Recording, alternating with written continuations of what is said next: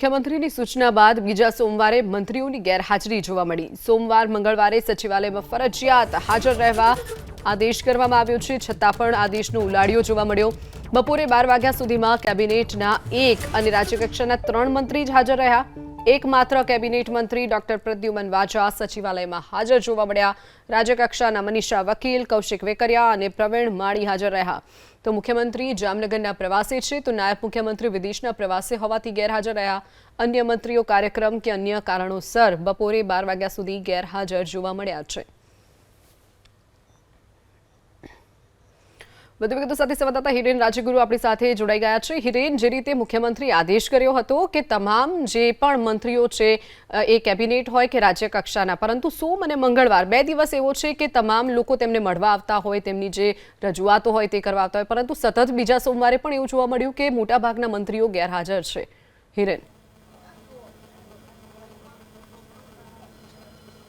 શિવાંગી, મુખ્યમંત્રીની સ્પષ્ટ સૂચના કે સોમવારે અને મંગળવારે મંત્રાલયની અંદર તમામ મંત્રીએ હાજર રહેવું, ન માત્ર હાજર રહેવું પરંતુ આ 2 દિવસ તેમણે મિટિંગ પણ ના બોલાવવી, કારણ કે દૂર દૂરથી લોકો સોમવારે અને મંગળવારે, સોમવારે સામાન્ય લોકો મળવા આવતા હોય છે, જ્યારે મંગળવારે ચૂંટાયેલા સભ્યો એટલે કે ધારાસભ્યો હોય, સાંસદ સભ્યો હોય, જિલ્લા પંચાયત, તાલુકા પંચાયતના ચૂંટાયેલા સભ્યો મળવા આવતા હોય, તો એના માટે સમય ફાળવવો। જો કે આ વાત એટલે કે આ સૂચના આપી એને આજે બીજો સોમવાર છે, આમ છતાં પણ આજે સ્વર્ણિમ સંકુલ 1 અને સ્વર્ણિમ સંકુલ 2 બંનેના ગણીને બપોરે 12 વાગ્યા સુધી માત્ર 4 જ મંત્રીઓ હાજર હતા।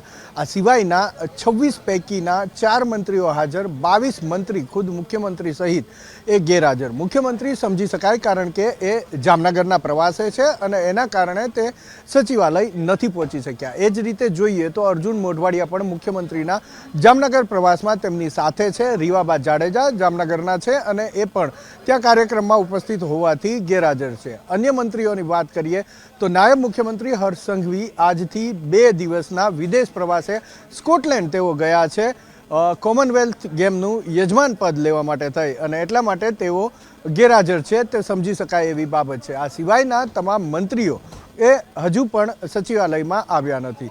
12 વાગ્યા પછીની વાત કરું તો સ્વર્ણિમ સંકુલ 2ની અંદર 2 મંત્રીઓ આવ્યા છે, ત્રિકમભાઈ છાંગા અને બીજા દર્શનાબેન વાઘેલા। આ 2 મંત્રી 12 વાગ્યા પછી આવ્યા છે।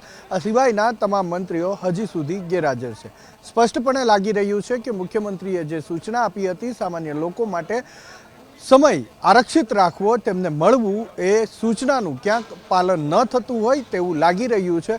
ચોક્કસથી કેટલાક મંત્રીઓ તેની પાછળ પૂર્વ નિર્ધારિત કાર્યક્રમનો હવાલો આપી શકે છે, પરંતુ જ્યારે મુખ્યમંત્રી સ્પષ્ટ સૂચના આપતા હોય અને એ સૂચના આપ્યાને આજે 15મો દિવસ હોય તો કાર્યક્રમની અંદર ફેરફાર પણ શક્ય થઈ શકે છે। અનેક એવી બાબતો હોય છે કે જેની અંદર ફેરફાર થતા હોય છે। આવા ફેરફાર મંત્રીઓએ પણ કરવા જોવે, જો તેમને મુખ્યમંત્રીની સૂચનાનું પાલન કરવું જ હોય તો। જી શિવા।